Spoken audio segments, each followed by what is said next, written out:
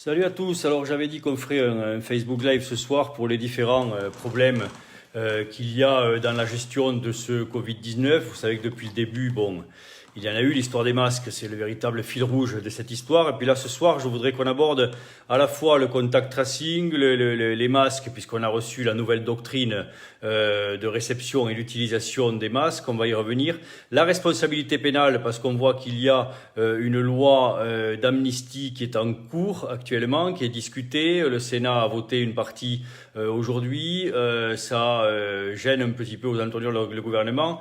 On y reviendra. Et puis les bots, les différentes attaques sur les réseaux, on en parlera tout à l'heure. Le contact tracing, tout d'abord, vous en avez entendu parler. Alors ça, c'est une histoire un peu de fou, puisque on va demander aux médecins, vous le savez, de diagnostiquer les patients Covid, puis ensuite de remonter la chaîne, au moins pour les contacts proches, les contacts familiaux, et de donner leur nom à l'assurance maladie. Et ensuite, vous aurez ces fameuses brigades, cette armée mexicaine, qui ira au domicile des patients et puis ensuite rechercher les contacts secondaires. Alors ça soulève plusieurs questions. D'abord sur la structure même de la chose. Vous savez que en moyenne, lorsqu'un patient vient vous voir, il présente ses symptômes depuis 2 jours. Ça veut dire qu'il a été contaminé 4 jours auparavant. Ça veut dire que les recherches vont se faire donc sur ces fameux 4 jours. Vous allez devoir tester le patient. Le test, dans le meilleur des cas, mettra la journée à arriver, 24 heures. Dans le moins bon des cas, 48 jusqu'à 72 heures, on l'a vu. Pendant ce temps, évidemment, ces contacts, eux, deviennent vecteurs et à leur tour contaminent. Et on veut nous faire croire qu'on va pouvoir remonter la chaîne alors même qu'on aura toujours un temps de retard. Évidemment, ce contact tracing est là je parle uniquement de la forme, est valable, peut se comprendre dans les milieux ruraux, dans les milieux semi-ruraux où les gens se connaissent, mais en ville, imaginez à Paris dans le métro, quand un patient est en contact proche et prolongé avec des inconnus qui ne le connaissent pas, que lui ne connaît pas, il va falloir remonter cela, retrouver ces sujets contacts. Une question se pose, combien d'heures par jour la fameuse brigade travaille? Est-ce qu'elle fait les 3-8? C'est la vraie question parce que le virus, lui, fait les 3-8. Or, je n'ai pas entendu dire que la fameuse brigade allait travailler du matin au soir et du soir au matin. Donc cette histoire est complètement, passez-moi le mot, débile. En plus, vous savez que vos patients devront donc aller faire un test, que ce test devienne donc un test diagnostique alors qu'il s'agit bien d'un test de dépistage puisque ce test a 30% de faux négatifs, ce qui veut dire que si vous avez détecté un patient Covid, qu'il fait le test et que le test revient négatif, ben à ce moment-là, on ne fera pas la recherche, quoi. Enfin, c'est totalement aberrant cette histoire, on n'y comprend rien, mais en tout cas, on va perdre du temps, alors qu'il aurait fallu faire, comme d'ailleurs le fait le maire de Cannes actuellement, détecter les asymptomatiques, détecter la population, puisque le président a dit que chaque semaine on allait pouvoir faire 700 000 tests. Eh bien, qui nous donne les tests dans les cabinets, qui les donne aux infirmières, qui les donne aux médecins, qui les donne aux pharmaciens. On va tester toute la population qui nous entoure. Chaque fois qu'on trouvera un asymptomatique, on l'écartera, on remontera, on enquêtera. Dans ces conditions-là, et à côté des brigades, ça peut fonctionner. Mais les brigades seules, mettre tous les œufs dans le même panier, ça paraît totalement brinque-ballant. Dans cette histoire, il y a un problème qui est un problème légal. Et ça, c'est pas le moins important. Et on nous dit dans l'article 6 de la loi, disposition relative à la création d'un système d'information aux seules fins de lutter contre l'épidémie de Covid-19, il est dit que, par dérogation à l'article L 1110-4 du Code de la santé publique, aux fins de lutter contre la propagation de l'épidémie de Covid-19 et pour la durée strictement nécessaire à cet objectif ou au plus tard pour une durée d'1 an à compter de la publication de la présente loi, les données relatives aux personnes atteintes par ce virus ou aux personnes ayant été en contact avec elles peuvent être partagées, le cas échéant, sans le consentement des personnes intéressées, dans le cadre d'un système d'information créé par décret en Conseil d'État et mis en œuvre par le ministre chargé de la Santé. Ça, c'est extrêmement grave. J'entends nos confrères syndiqués, les autres syndicats, défendre cela. Moi, je suis désolé, mais ce n'est pas défendable. Nous sommes médecins. Notre socle, c'est le secret médical, c'est le consentement du patient. Il n'est pas question que l'on bafoue ce qui est dans notre ADN, ce qui fait notre socle médical, ce qui fait nos valeurs. Il n'est pas question que l'on bafoue cela pour un système qui, en plus, ne va pas marcher. Alors, vous savez, j'avais fait un panneau que j'avais mis sur Facebook, je vous le remets là, voilà, je ne sais pas si vous le voyez, mais en toutes circonstances et en tout lieu, je ne violerai pas le secret médical, je respecterai le secret, le consentement du patient.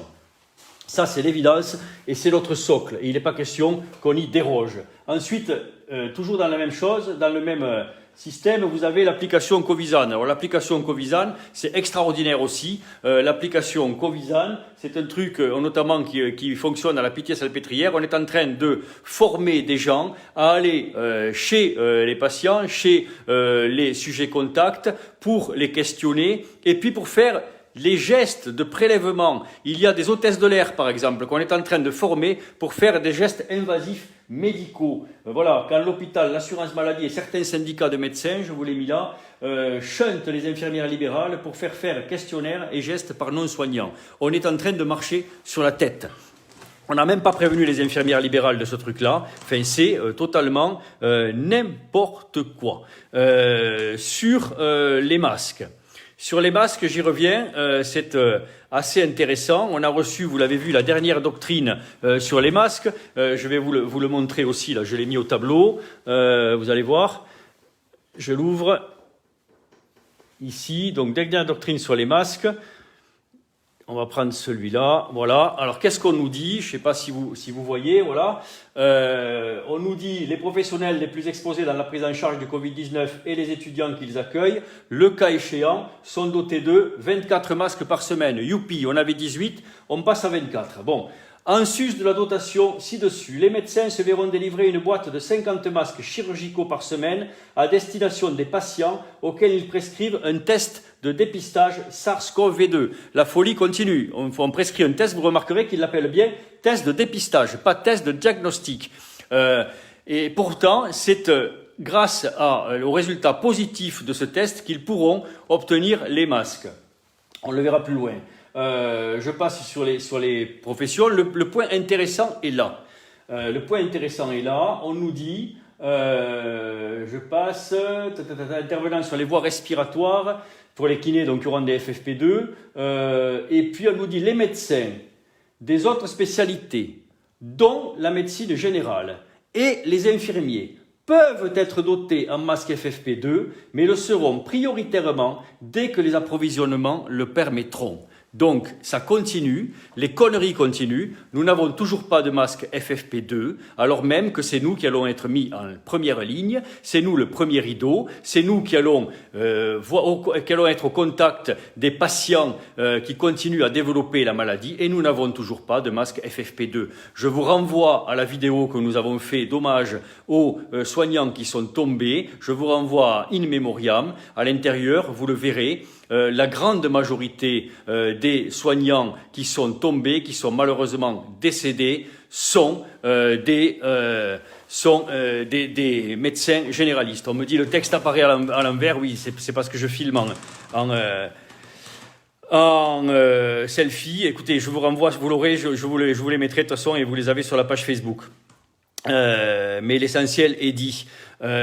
Donc ça suffit quoi. Une nouvelle fois, on ne nous protège pas. Je vous invite à réfléchir à cela, mais par rapport à un système dont on sait qu'il ne va pas fonctionner, qui ne respecte pas les valeurs de la médecine, qui met à bas le secret médical et le consentement du patient, qui n'a strictement aucune chance de réussir dans les grandes villes.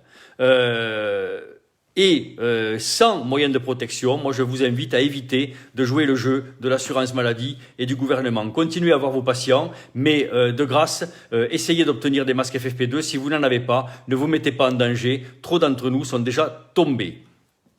Sur la responsabilité pénale, ça c'est aussi extraordinaire. Alors je vais vous lire le document puisque vous ne le voyez pas. Je le prends.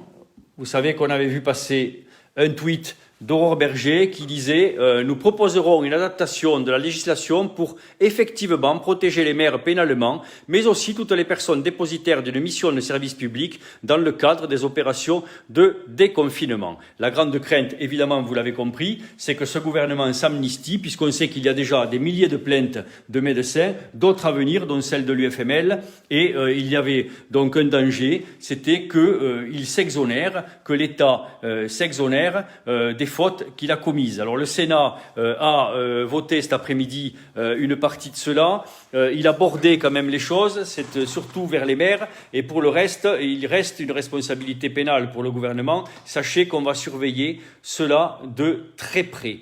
Je reviens sur les masques FFP2, juste pour re-insister là-dessus. Encore une fois, donc, il nous dénie le droit d'être protégés. Il continue à nous promener en disant « Vous en obtiendrez quand ils arriveront ». Je vous rappelle plusieurs choses.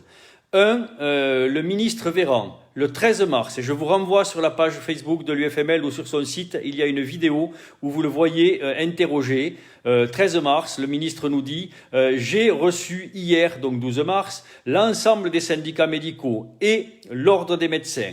Je leur ai garanti que nous allions protéger les soignants libéraux et ils vont recevoir des masques FFP2. » La journaliste lui dit quand? Il dit tout de suite, très rapidement, ce n'est qu'une question de logistique. 13 mars, nous avons reçu, allez quoi, 2-3 fois des masques FFP2, 5-6 masques, pas plus. J'ai eu cet après-midi des pharmaciennes de Paris, ils n'ont reçu que des masques chirurgicaux et pas de masques FFP2. Le théâtre continue, on continue à se foutre notre gueule. Je vous le dis, c'est la réalité, on se fout de nous. Je vous rappelle que dans le rapport du conseil scientifique, il est dit, le professeur Jean-Laurent Casanova nous dit, je vais vous le lire parce que c'est suffisamment important, c'est dans le rapport du conseil scientifique qui a présidé au déconfinement.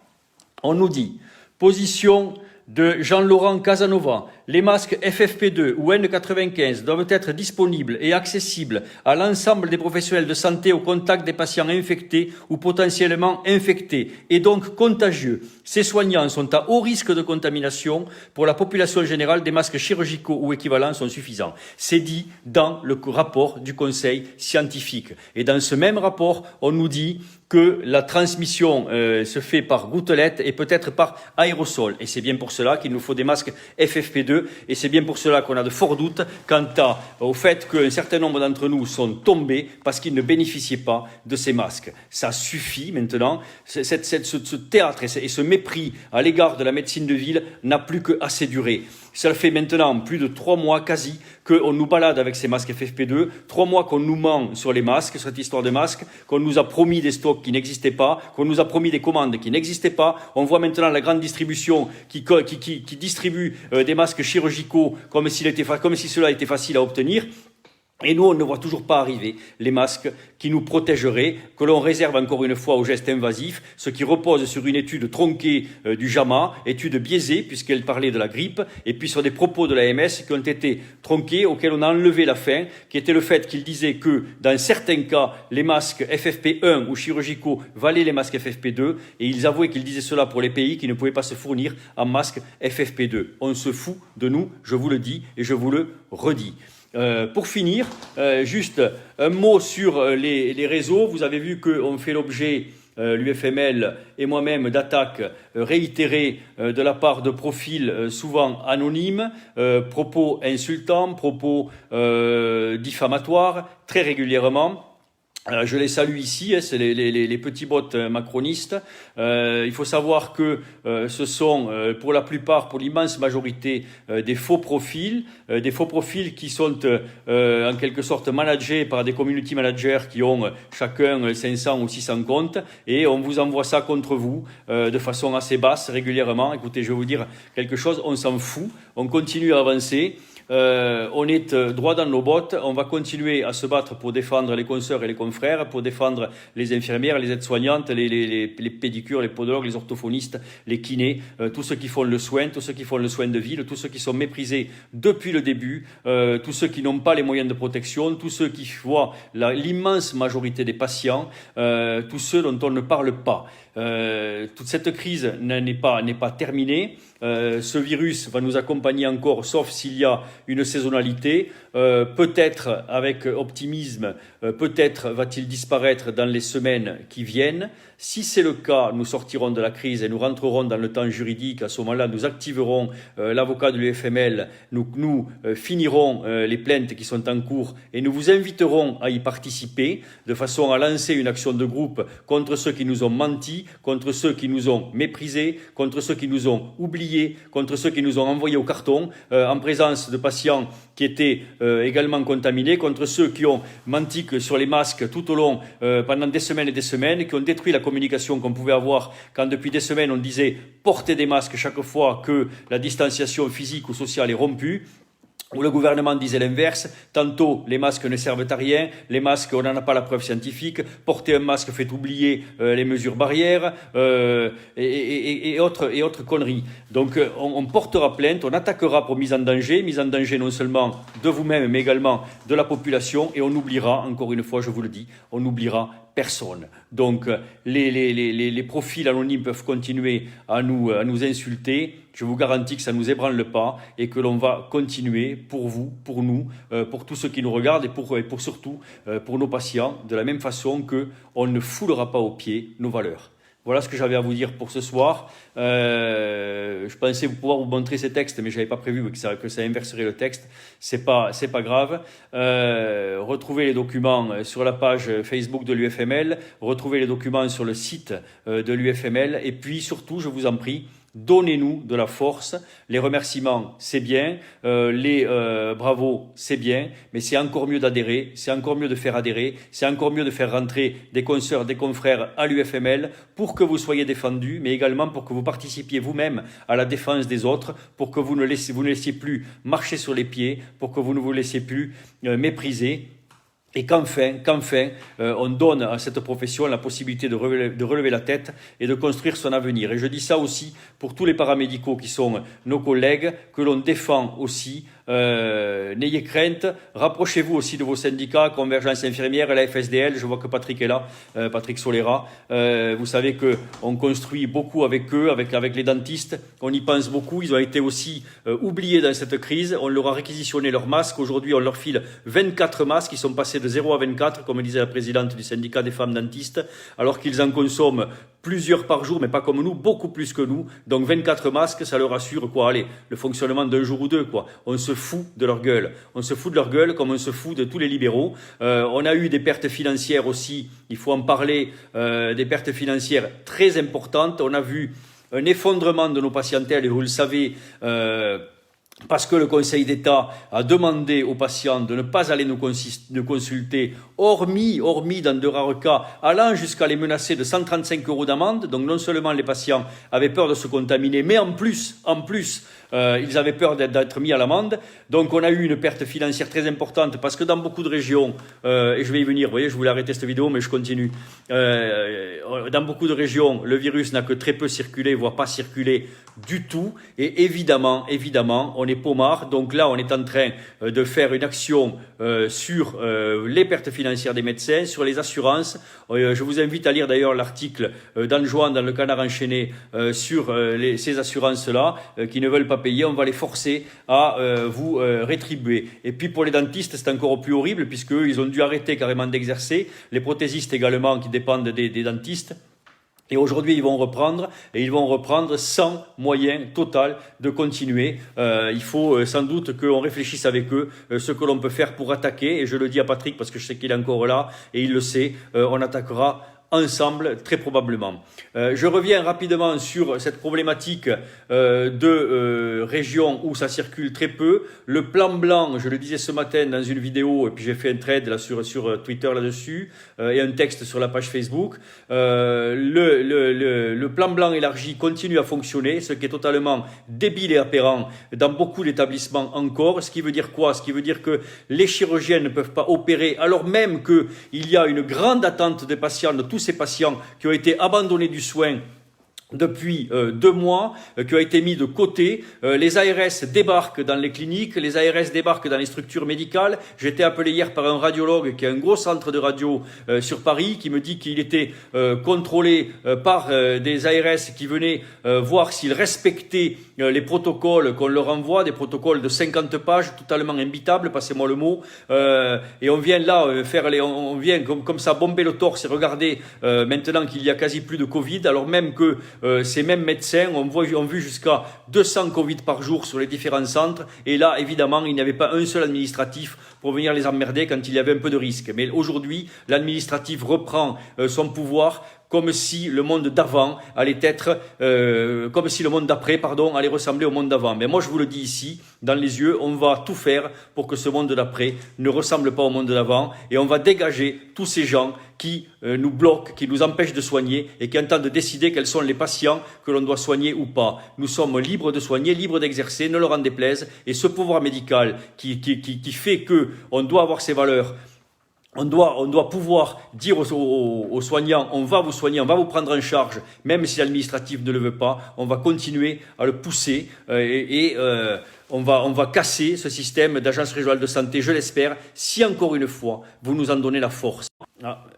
Oui, ça avait coupé, mais je vois que j'y suis encore. Le bureau de l'UFML, oui, je vous disais, se bat pour vous. Vous les voyez pas, mais ils y sont, ils travaillent. C'est grâce à eux que je tiens aussi. Donc voilà, j'attends de vous que vous nous donniez cette force.